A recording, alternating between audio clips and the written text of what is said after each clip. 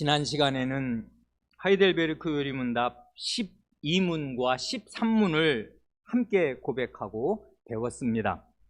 지난주에 배운 내용을 다음 세 가지로 요약할 수 있겠습니다. 첫째, 우리의 요리문답은 구원의 길을 제시할 때 구원을 말하기 전에 먼저 하나님의 의로운 심판과 그에 따른 영원한 형벌을 말합니다. 구원은 하나님의 의로운 심판과 형벌을 피하고 면해야 비로소 얻는 것입니다. 둘째, 우리의 요리문답은 하나님의 의가 완전히 충족되는 것을 구원의 열쇠로 제시합니다. 하나님의 의가 충족되지 못하면은 우리의 구원은 없는 것입니다. 그 하나님의 의가 충족되려면은 사람이 완전한 순종을 하나님 앞에 내놓든지 아니면 왕명을 어기고 불순종한 자신의 죄값을 완전히 치러야 하는데 사람으로서는 이도 저도 둘 다 불가능한 일입니다. 그런데 마지막 셋째로 이 12, 13문을 천천히 읽을 때 마치 새벽빛이 희미하게 밝아오듯이 두 줄기의 서광이 비춰오는 것을 볼 수 있습니다. 한 줄기 서광은 12문의 질문 속에 희미하게 비춰옵니다. 어떻게 이 형벌을 피하고 다시 하나님의 은혜를 입을 수 있겠습니까? 해서 하나님의 영원한 형벌을 피하고 다시 하나님의 은혜를 입을 수 있는 길이 있을 수도 있다 하는 것을 넌지시 암시합니다. 또 다른 한 줄기 빛은 12문의 답 속에 있지 않습니까? 다시 하나님의 은혜를 입으려면은 하나님의 의가 만족되어야 하는데 하나님의 의가 만족되려면 우리 스스로든 아니면 다른 이에 의해서든 죄값을 완전히 치러야 한다고 말하는 것이 그것입니다. 여기 둘 중에 하나지 않습니까? 그런데 우리 스스로냐 다른 이에 의해서냐 이 두 가지 길 중에서 우리 스스로 우리의 죄값을 완전히 치를 수 있는 길은 전혀 없다는 걸 13문답이 가르쳐 줍니다. 그러니 그 길은 길이 아닙니다. 우리 스스로 우리의 죄값을 치를 수 있는 길은 없어요. 그렇지만은 우리 자신이 아니라 다른 존재에 의해서 우리의 죄값이 완전히 치러질 수 있는 길은 아직 살아있는 것입니다. 그래 사실은 이것이 우리의 유일한 희망이고 이 희망의 불씨를 살살살 살리면서 그 다음 14, 15문답이 나오는 것입니다. 그런데요, 단어 퀴즈를 하나 내고 싶습니다. 다른 이가 우리 대신 우리의 죄값을 치르는 것을 한 단어로 줄이면 무슨 단어가 될까요? 두 글자짜리 다른 사람이 대신 죄값을 치름, 그걸 한 단어로 뭐라고 해요?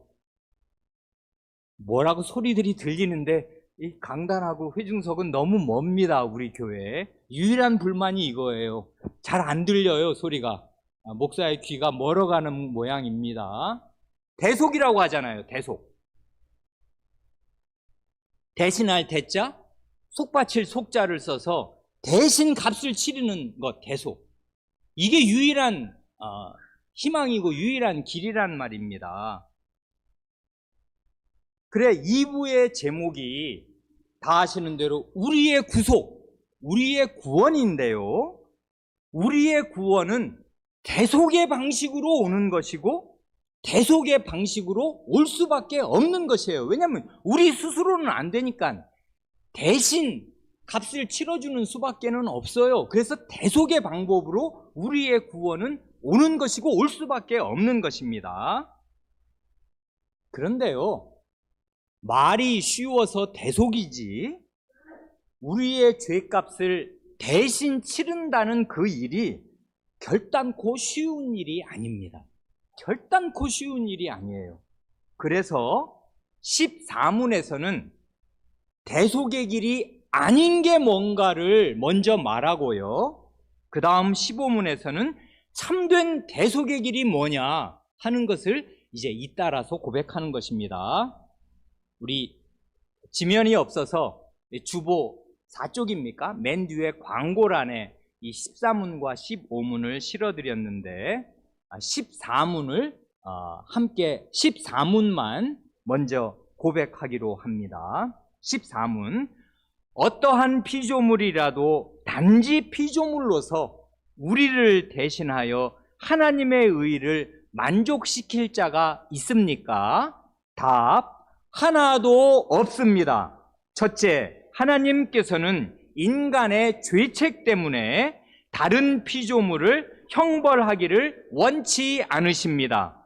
둘째, 어떠한 피조물이라도 단지 피조물로서는 죄에 대한 하나님의 영원한 진노의 짐을 감당할 수도 없고 다른 피조물을 거기에서 구원할 수도 없습니다. 14문에서는 그 대속의 길을 지금 모색하면서 말입니다. 우리를 대신하여 하나님의 의를 만족시킬 피조물이 있는가 하고 묻지 않습니까? 대답은 전혀 없다. 그것입니다. 없는 이유를 두 가지로 제시합니다. 하나씩 차례로 살펴보기로 하지요. 첫째 이유는 사람이 죄를 지었으면 사람이 죄값을 치러야 하는 것이지 사람이 아닌 다른 피조물, 예를 들면 그게 천사든 아니면 소나 양이나 비둘기 같은 짐승이든 그것도 아니면 나무나 금, 은, 보석 같은 물질이든 아니면 보석금으로서의 돈이든 간에 그 어떤 것도 피조물, 하나님께서 지으신 어떤 존재는 사람의 죄값을 대신 치를 수 없다 하는 것입니다. 그래, 그 답을 보면 하나님께서는 사람의 죄값 때문에 다른 피조물에게 벌을 내리기를 원하지 않으신다 합니다. 하나님 자신의 마음에 이게 의가 충족이 되지 않아요. 다른 존재에게 벌을 전가하시면 말입니다. 아니, 죄를 지은 건 사람인데 왜 짐승이 벌을 받아야 돼? 그러면 그게 벌이 해소가 돼? 안 돼, 그건. 하고 하나님이 다른 피조물을 사람의 죄값으로 처벌하시기를 원치 않으신다, 그것입니다. 첫째 이유는 일단 이해가 되지 않습니까? 사람이 죄를 지었으면 사람이 죄값을 치러야지 사람 이외에 다른 피조물이 사람의 죄값을 대신 치를 수는 없는 거다. 이해됩니다. 그래, 오늘 본문으로 읽은 히브리서 10장 우리가 1절부터 14절까지 읽었지 않습니까? 이 히브리서 10장에서는 이 사실을 아주 누누이 가르칩니다. 그래, 이게 각주 5번의 마지막 증거 성구이기도 한데요. 히브리서 10장 4절 말씀은 이렇지 않습니까? 이는 황소와 염소의 피가 능히 죄를 없이 하지 못함이라 하지 않습니까? 왜 황소가 나오고 염소가 나오는지는 다 아실 것입니다. 이게 구약시대 때 속죄 제사의 아주 중요한 제물이었기 때문에 황소와 염소의 피를 여기서 언급하는 것이고요. 이제 좀 더 내려가면 우리가 읽은 히브리서 10장 8절을 보면 시편 40편 6절 이하를 길게 인용하면서 이 저자 스스로가 이 시편 40편 말씀을 요약하고 압축하는 말이 나오는데 그 말이 이거지 않습니까? 제사와 예물과 번제와 속죄제는 원하지도 아니하고 기뻐하지도 아니하신다 하고 시편 말씀을 이제 요약한단 말입니다. 네 가지를 줄줄이 꼽잖아요. 제사, 예물, 번제와 속죄제. 이건 하나님이 기뻐도 아니하시고 원치도 않으신다 한단 말입니다. 그러면 우리 마음에 의문이 들 수가 있잖아요. 아니, 출애굽기나 레위기 등등을 통해서 제사 제도를 친히 정해주시고 제사를 드리라고 명하신 분이 하나님 아니셔요?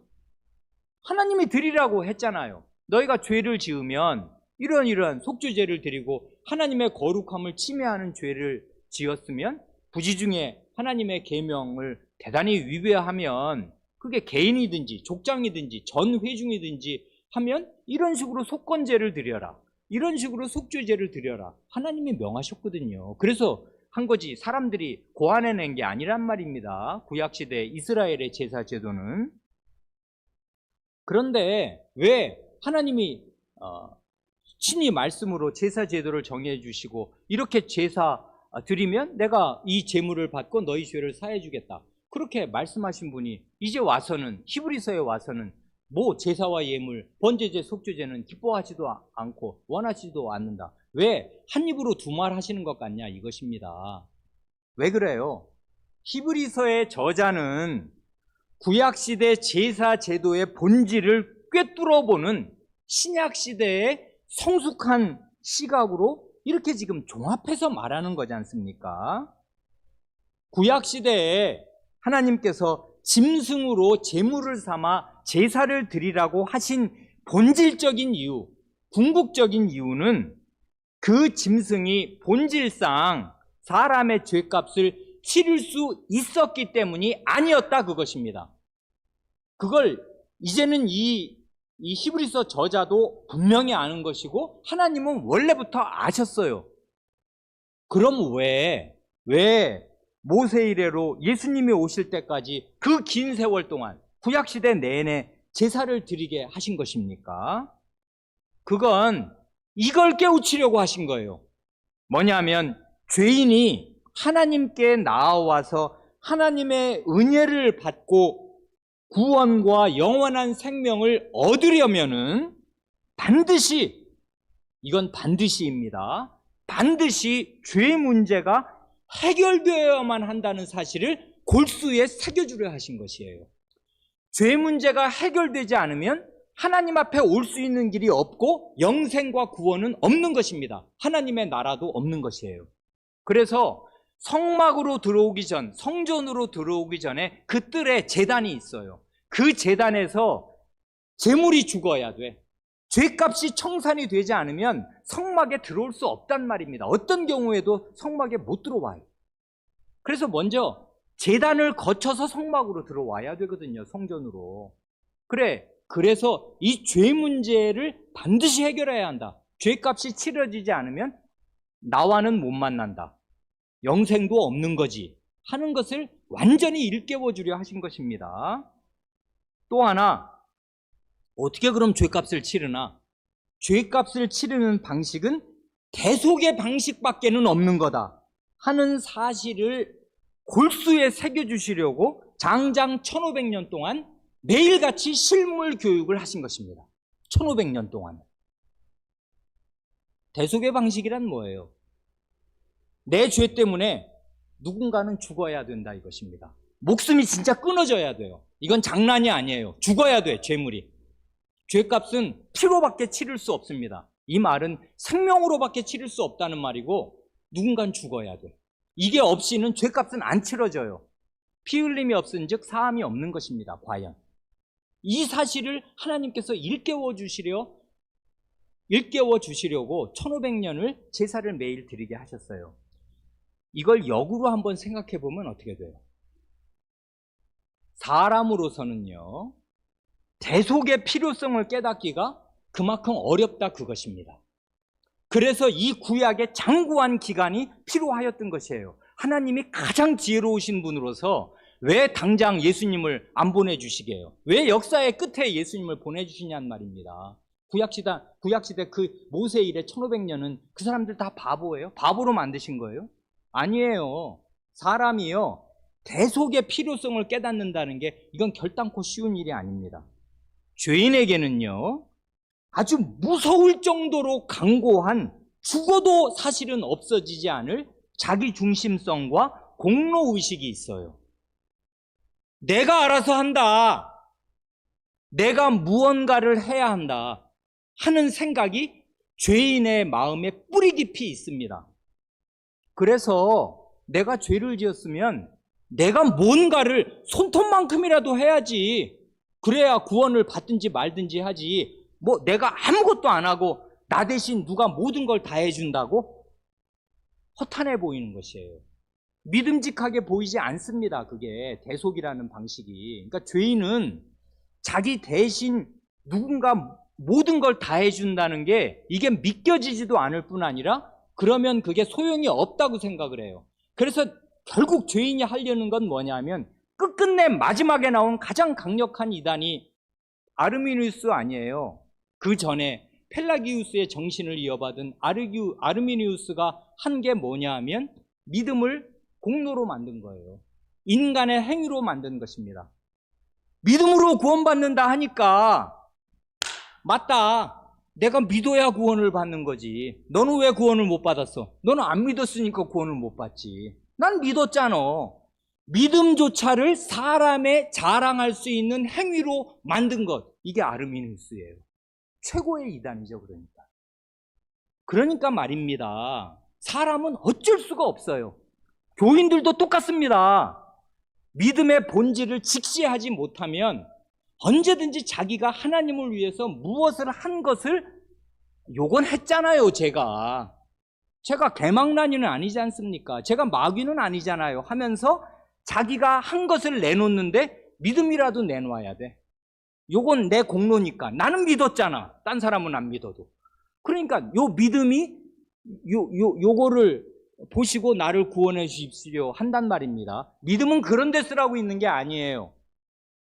왜 믿음으로 구원을 받는가 하면 너 자신 안에는 0%밖에 없고 구원의 가능성이 완전히 없고 구원은 너 밖에서 대속의 방식으로 주어진다는 사실을 거지의 손으로 받아들여라 하는 게 믿음이거든요. 그래서 믿어라 하시는 거예요. 그럼 그걸 믿어야 되는데 거지가 손을 딱 내밀고 난 다음에 왜 저 거지는 지금 쫄쫄 굶고 있어? 나는 손을 내밀었잖아.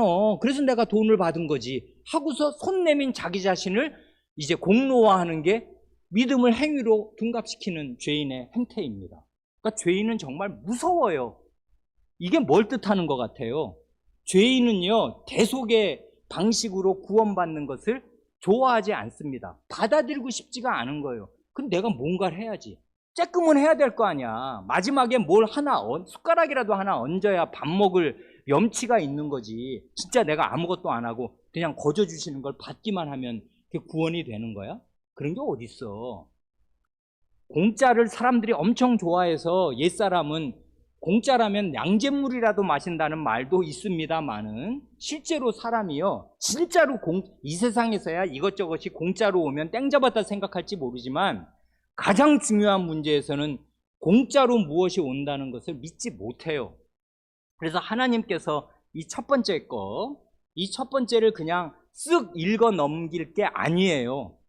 대속의 방식으로 구원이 와야 하는데 하나님이 왜 재물을 원치도 않으시는가? 그런데도 왜 그 제사 방식을 장장 1500년이나 매일같이 드리게 하셨나? 사람이 깨닫기가 어렵기 때문에 그런 것이에요. 이런 하나님의 철두철미한 교육이 없이는 사람이 나 대신 누군가 죽어야만 내가 구원을 받는다는 것, 그래야만 하나님께로 간다는 사실을 알기가 어려운 것입니다. 그래서 이 제사와 제물은 꼭 필요했지만 이제 본질로 들어가면 그 황소나 염소나 비둘기나 양이 내 죄값을 대신 치를 수가 있는 건가? 그 점을 주목하자면 치를 수 없는 것이. 아니, 양이 10,000마리가 죽으면 사람 하나의 목숨값을 감당할 수가 있어요? 안 되는 거지.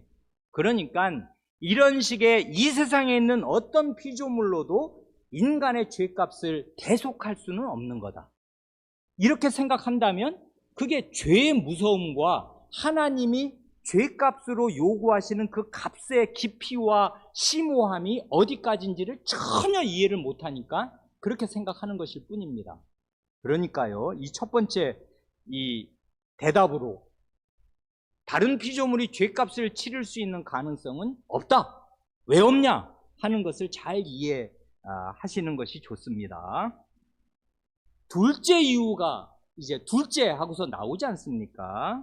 둘째 이유, 곧 우리를 대신하여 하나님의 의를 만족시킬 피조물이 없는 이유는 첫째 이유보다 좀 더 근본적이고 더 깊은 것 같습니다. 곧 다른 피조물이 사람의 죄값을 치를 수 없는 까닭이 무엇인가 할 때 이 말이 중요한데, 죄에 대한 하나님의 영원한 진노를 받아낼 수 있는 피조물이 전혀 없기 때문이라 합니다.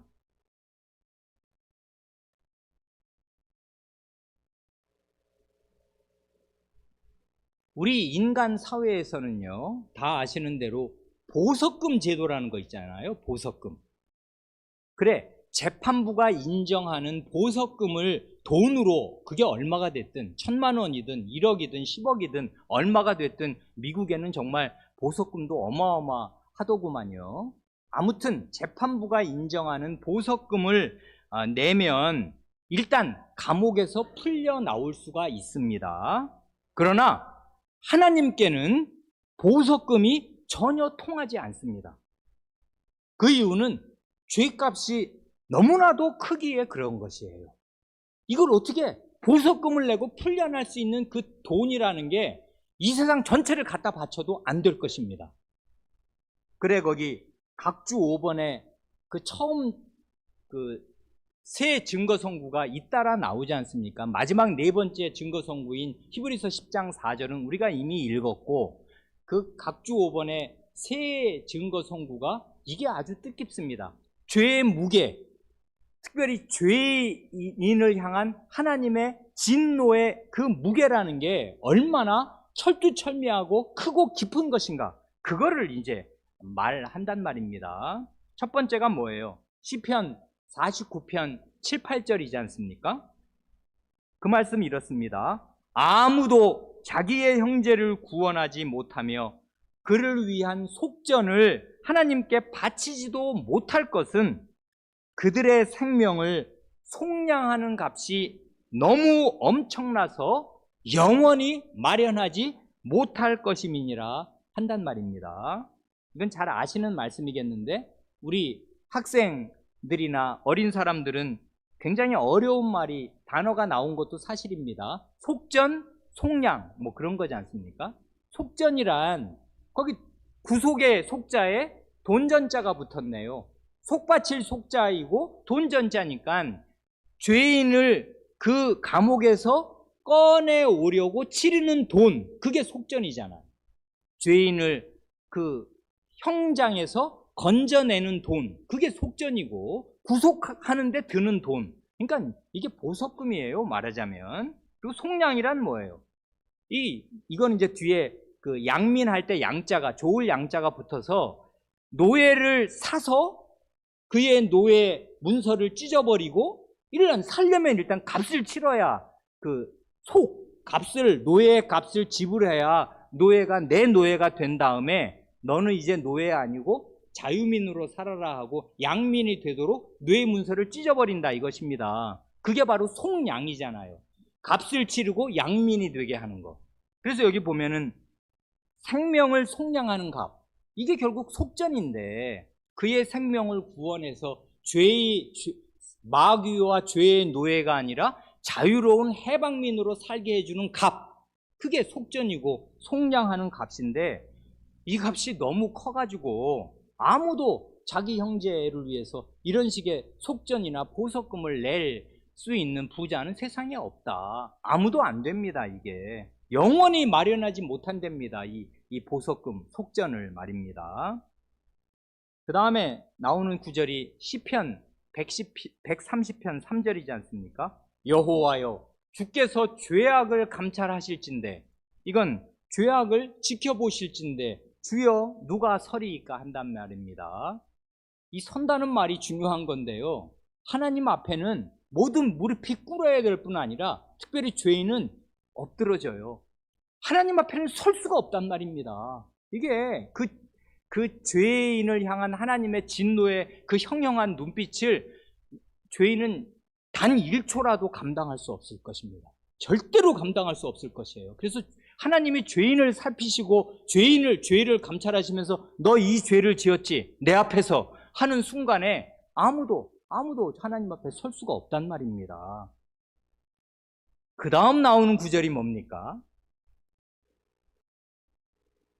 나훔 1장 6절이죠. 이 구절이 참으로 우리한테 소중하고 귀한 구절인 거는, 나훔이라고 1년에 몇 번이나 읽을까요, 우리가? 성경 일독을 해야 한 번 잠깐 보는데 이게 기억이 나야 말이지. 그야말로 진귀한 구절이 있는데요. 그 나훔 1장 6절 읽기 전에 그 2, 3절을 일부만 먼저 읽으면 훨씬 더 좋을 것입니다. 나훔 1장 2, 3절은 이렇습니다. 여호와는 질투하시며 보복하시는 하나님이시니라. 이건 십계명의 2계명을 지금 이 나훔 예언자가 마음에 새기고 있는 건지 단박에 아시겠지요. 여호와는 질투하시며 보복하시는 하나님이시니라. 여호와는 보복하시며 진노하시되 자기를 거스르는 자에게 여호와는 보복하시며 자기를 대적하는 자에게 진노를 품으시며 여호와는 노하기를 더디하시며 권능이 크시며 벌받을 자를 결코 내버려 두지 아니하시느니라. 하나님은 의로운 심판장이고 공의로우시면서 질투하시고, 왜냐하면 자신의 그 왕적인 어미가 깨뜨려지면은 내 왕권이 침해를 받았다 하고 질투하신단 말입니다. 그리고 보복하시고 진노하셔요. 그래서 이제 우리의 증거선고 6절이 나오는 것입니다. 누가 능히 그의 분노 앞에 서며 누가 능히 그의 진노를 감당하랴. 그의 진노가 불처럼 쏟아지니 그로 말미암아 바위들이 깨지는도다 한단 말입니다. 여기도 진노 앞에 설 수 있냐? 아무도 하나님의 진노 앞에 서지 못하고 그 진노를 감당할 수가 없다, 우리 죄인은. 심지어 그래서 이 표현을 시적으로 해놓았는데, 하나님의 진노가 불처럼 쏟아지니까 바위덩어들이 깨져나갈 만큼 이제 하나님의 진노는 맹렬하고 무섭단 말입니다. 그래, 이런 이 하나님의 진노의 그 엄중함, 무서움, 이런 거를 생각할 때 우리는 한 구절을 더 첨가할 수도 있겠습니다. 마지막 날에 쏟아질 하나님의 그 진노를 묘사하는 그 구절이 그 요한계시록 6장 15절 이하에 나오지 않습니까? 그 마지막에 그 어린 양이 인을 떼실 때 그 6번째 인이 떼어지면 하나님의 진노가 이 땅에 쏟아질 텐데, 그럴 때 이 땅에 있던 하나님 없이 살던 사람들이 어떤 형국이 될 거냐 하는 걸 정말 실감나게 묘사하는 구절이 있단 말입니다. 이렇습니다. 요한계시록 6장 15절 이하, 땅의 임금들과 왕족들과 장군들과 부자들과 강한 자들과, 여기까지 보면 잘 나가는 사람들이죠. 가장 이 땅에서 권세를 부렸고 힘이 있어서 아무 부족이 없고 다 자기 밑에 깔아보던 사람들, 왕족, 임금 왕족, 장군 부자들, 강한 자들, 그뿐 아닙니다. 모든 종과 자유인이, 그러니까 여기 신분의 고하가 없어요. 이제 모든 종들도 똑같습니다. 처지가 어떻게 됐는데요? 굴과 산들의 바위 틈에 숨어 산들과 바위에게 말하되 우리 위에 떨어져 보호좌에 앉으신 이의 얼굴에서와 그 어린 양의 진노에서 우리를 가리라. 그들의 진노에 큰 날이 이르렀으니 누가 능히 서리요? 여기 서는 얘기가 또 나오잖아요. 누가 이 보호좌에 앉으신 그 하나님의 얼굴에서와 어린 양의 진노에서 우리를 가리겠는가? 누가 그 진노 앞에 서겠는가? 이 주제, 누가 서리요? 하는 주제가 이게 예언자의 주제예요. 아까서부터 나오잖아요. 시편에 주여 누가 서리이까? 그리고 아무도 그의 분노 앞에 누가 능히 서며 하나님의 진노를 누가 감당할 것인가? 이게 구약 예언자와 이 요한 사도의 말하자면 화두였습니다. 왜냐하면 진노는 감당해야만 돼요. 왜냐하면 겪어야 돼. 죄인은 나한테 쏟아질 거니까. 근데 그 진노가 나중에 너무 이게 힘드니까 굴 속에 들어가서 산들을 보고 우리를 그냥 압사하는 게 낫다. 산들아, 나를 좀 덮어서 저 눈을 나에게 가려다오. 나는 감당할 수가 없다. 이렇게 된다 이것입니다. 그러니까 이건 우리의 상상을 초월하는 두려운 그 장면이 될 것입니다. 모든 사람에게 이 날이 닥칠 것이에요. 하나님의 그 진노의 그 눈빛, 그 다음에 더 이게 리얼한 건 어린 양의 진노를 말하지 않습니까? 예수님이 사랑의 예수님이기만 하신 것입니까? 아니에요. 예수님은 하나님의 진노를 자기 몸과 영으로 다 겪으신 분으로서 예수님 자신의 진노가 있어요. 죄에 대한 진노. 그래, 어린 양의 진노가 쏟아질 것입니다. 그날에. 그러니 이 죄에 대한 하나님의 두려운 진노, 끝없이 쏟아지는 영원한 진노를 감당할 수 있는 피조물은 이 창조 세계 안에 전혀 없습니다. 전혀 없어요. 이런 진노의 무게를 조금이라도 안다면 무슨 황소, 염소, 양뿐 아니라 어느 천사라도 이 하나님의 진노를 감당할 수 없을 것입니다. 그러니까 이 피조 세계에는 이 하나님의 두려움 그리고 영원한 진노를 감당할 수 있는 존재가 없어요. 그러니 죄인인 우리는 어떻게 하면 좋단 말입니까? 내 죄값이 완전히 청산되어야 구원을 얻을 것인데 나 자신으로서는 죄값을 조금도 치를 수 없습니다. 오히려 받아야 할 매를 쌓고 있을 뿐이에요. 매일 죄값이 점점 더 늘어날 뿐입니다. 하루 살면 하루 더 사는 만큼. 그래서 나 대신 내 죄값을 치러줄 존재가 꼭 있어야 되는데 그게 나의 유일한 구원인데 대속이. 그런데 창조세계 안에는 대속자가 전혀 없습니다. 그래서 우리의 구원자는 이 창조세계 밖에서 이 창조세계 안으로 오시는 것입니다. 이런 방식을 사람이 생각해낸 게 아니고요. 말하자면 하나님 자신이 생각해내신 것입니다. 인간의 죄값, 사람의 죄값이 완전히 청산될 수 있는 길은 이 길밖에 없다.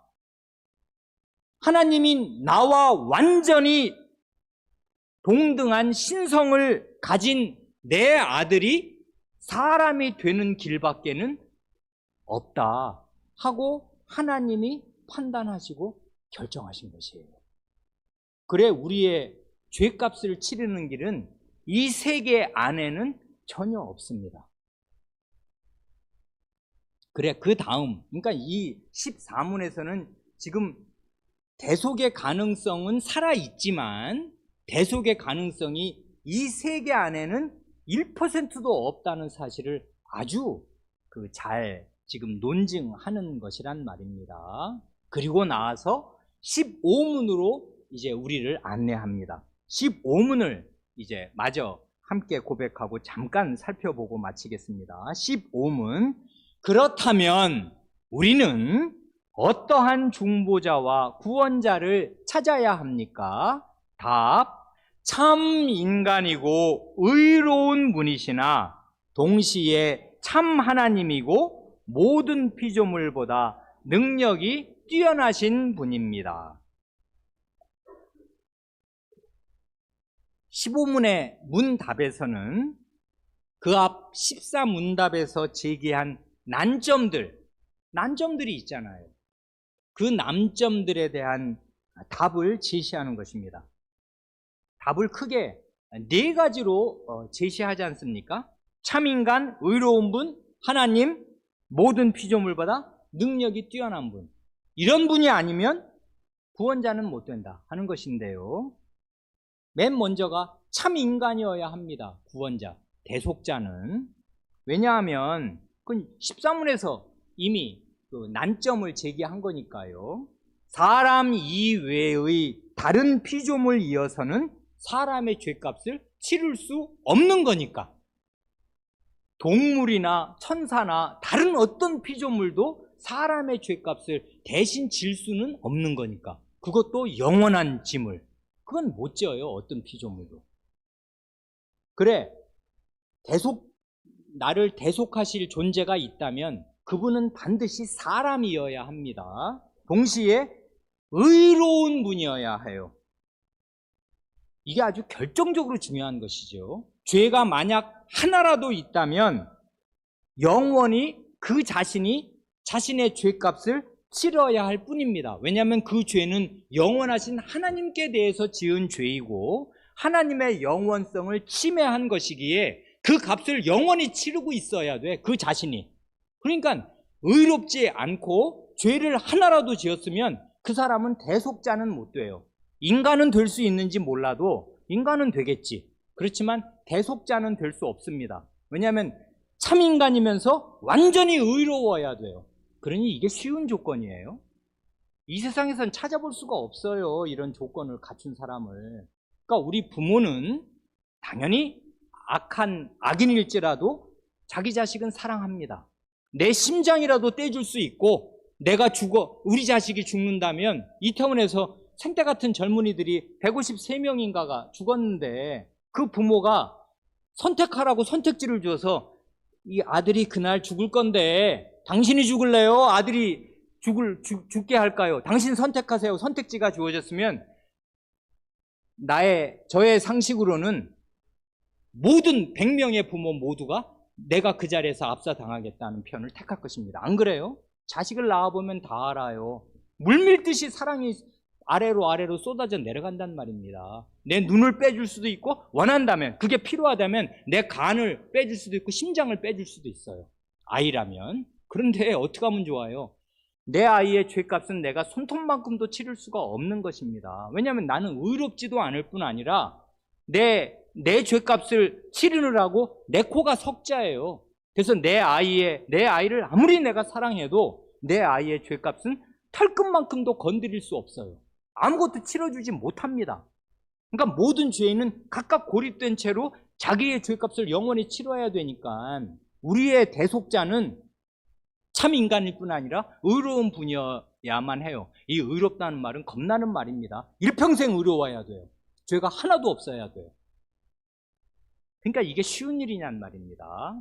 그 다음 세 번째가 뭐냐 하면, 영어 원문을 따라서 모든 피조물보다 능력이 뛰어나신 분입니다. 이게 먼저 나와요, 실제로는. 모든 피조물보다 능력이 뛰어나야만 돼요. 이 얘기가 왜 나와야 돼요? 대속자의 자격으로. 어떤 능력을 지금 말하는 거예요?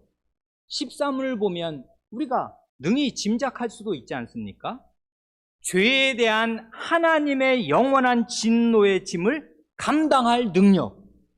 그래서 죄인을 그 하나님의 어마무시한, 그리고 영원히 쏟아져 내리는 그 진노에서 건져낼 능력을 말하는 거잖아요.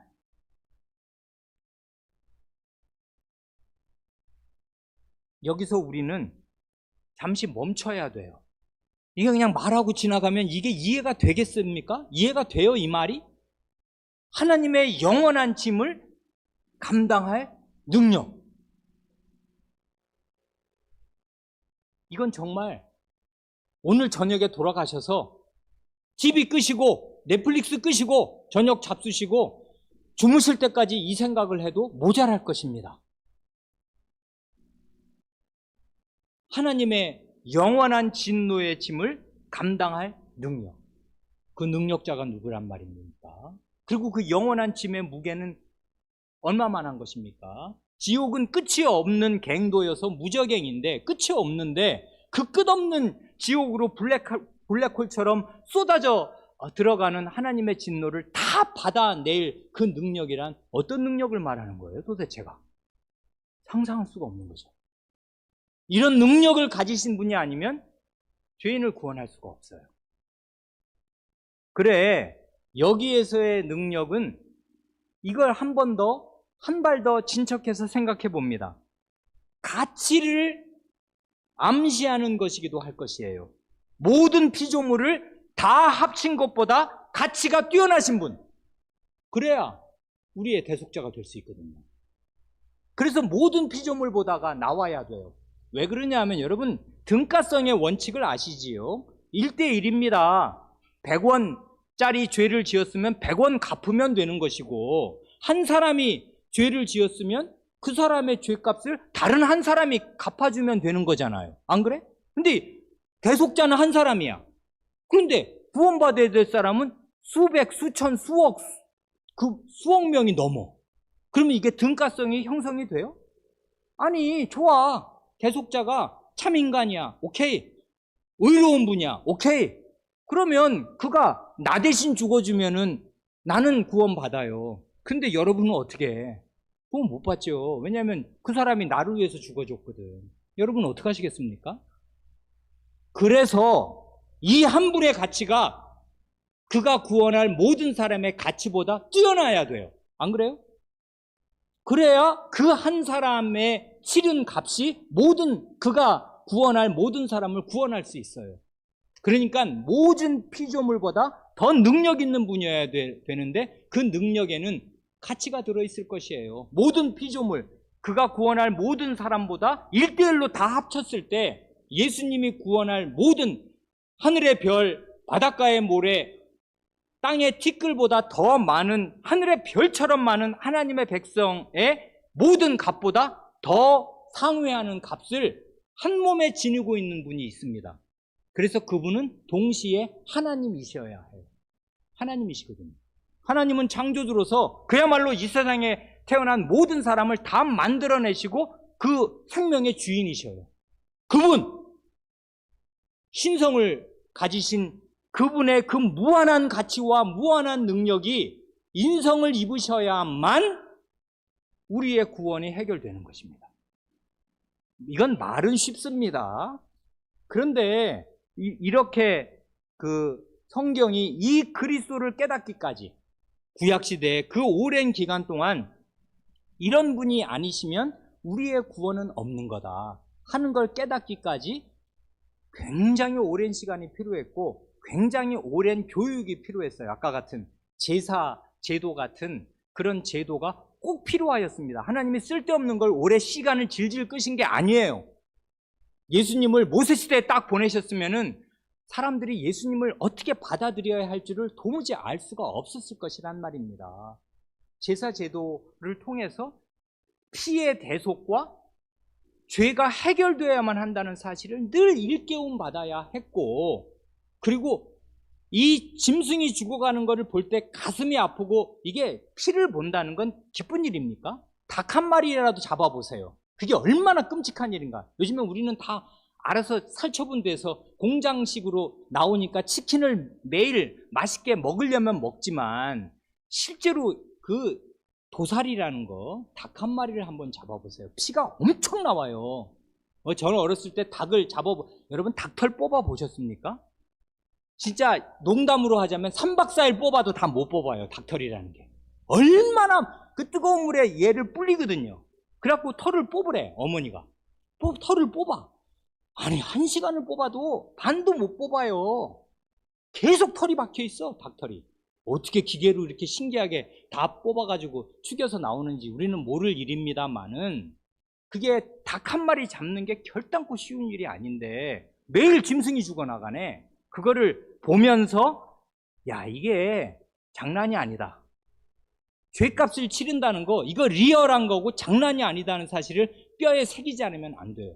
그런 걸 새기게 하셨는데, 그러고 나서 하나님께서 어떤 구원자를 보내셨는가 하는 거를 사람이 온전히 받아들이고 깨닫고 아멘 하고 그 구원자를 받기까지 하나님의 굉장한 기반 조성, 사전 정지 작업, 어마어마한 노력과 인내가 있었어요. 이런 교육을 통해서 우리가 우리의 구원자를 이제 이해할 수 있게 된 것입니다.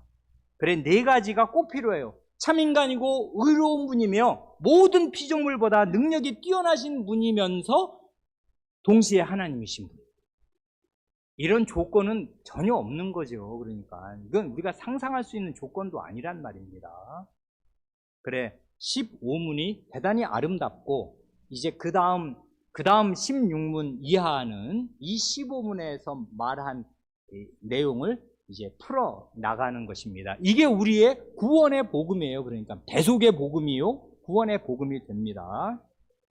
시간이 많이 갔는데 중보자라는 말이 나왔잖아요. 이 말만 한마디 설명하고 넘어갑니다. 어렵죠, 이 말. 이 진짜 어려운 말입니다. 메시테스, 메디테이터라는 이 중보자라는 말, 이건 그냥 구원자로 생각해도 좋습니다. 똑같은 말이 되겠는데, 중보자란 중개인하고는 다른 거지요. 예전에 길게 말씀드렸으니까 간단히만 말씀드립니다. 중보자란 하나님과 죄인 사이에 서 계신 분이에요. 그래서 가운데 중자가 들어가요. 가운데 서 계셔. 어디에 가운데냐면 하나님과 사람 가운데 계셔. 근데 이 중보자의 특성이 뭐냐면 사람에게 올 때는 하나님을 대표해요. 그리고 하나님에게 가실 때는 사람을 대표해요.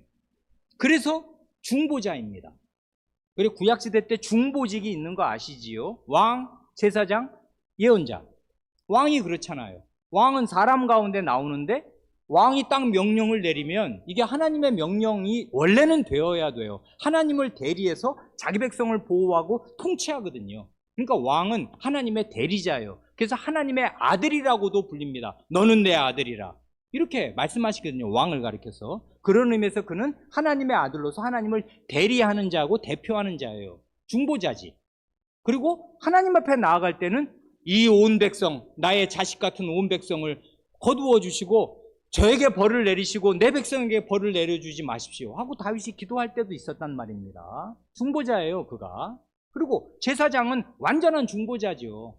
하나님 앞에 나아갈 때는 백성의 죄를 지고 용서해달라고 피를 들고 하나님 앞에 나아가 용서를 구하고, 그런 용서를 받은 다음에 백성 앞에, 제사를 드린 백성 앞에 올 때는 아론의 축도 같은 대제사장의 그 강복선언을 하지 않습니까? 여호와가 너희와 함께한다. 이 복을 받고 집으로 돌아가거라 하고 하나님의 복을 대신 전달하는 하나님 편에 선 사람이란 말입니다. 중보자. 예언자는 더 말할 것도 없어요. 예언자는 그냥 하나님이야. 하나님의 입이야. 그래서 하나님의 말씀을 사람인데 전하고, 그리고 예언자는 기도하거든요. 백성을 위해서 끊임없이 기도한단 말입니다. 이런 게 이제 중보직이고, 어려운 얘기 할 것도 없이 여러분 부모님들이 자식 앞에서 이런 존재 아니에요? 자식 앞에서는 하나님을 대리해요. 그래서 자식을 완전히 보호하고 그 어린 자식일수록 부모가 하나님의 전권을 대리해서 이 아이를 보호하고 기르고 양육하고 혼도 내고 때리기도 하고 그렇게 한단 말입니다. 그러나 자기도 죄인이라. 그래서 함께 기도할 때는 함께 이 우리 식구를 대표해서 하나님께 나아가서 용서를 구하기도 하고 필요를 구하기도 하고 도움을 구한단 말입니다. 그러니까 이런 게 생활에 박혀 있지만 그런 건 다 진짜 중보직의 그림자들일 뿐이고, 진짜 중보자, 완전한 중보자, 완전한 구원자는 한 분밖에 없는데, 그래서 여기 중보자라는 말이 나왔습니다. 이 중보의 개념은 성경에서 아주 중요한 개념이어서 이렇게 머릿속에 알고 계시면 좋습니다. 여기는 아무 설명이 없이 딱 중보자라는 말이 나왔습니다. 그래, 이만큼 말씀드리고 마칩니다. 함께 기도하시겠습니다.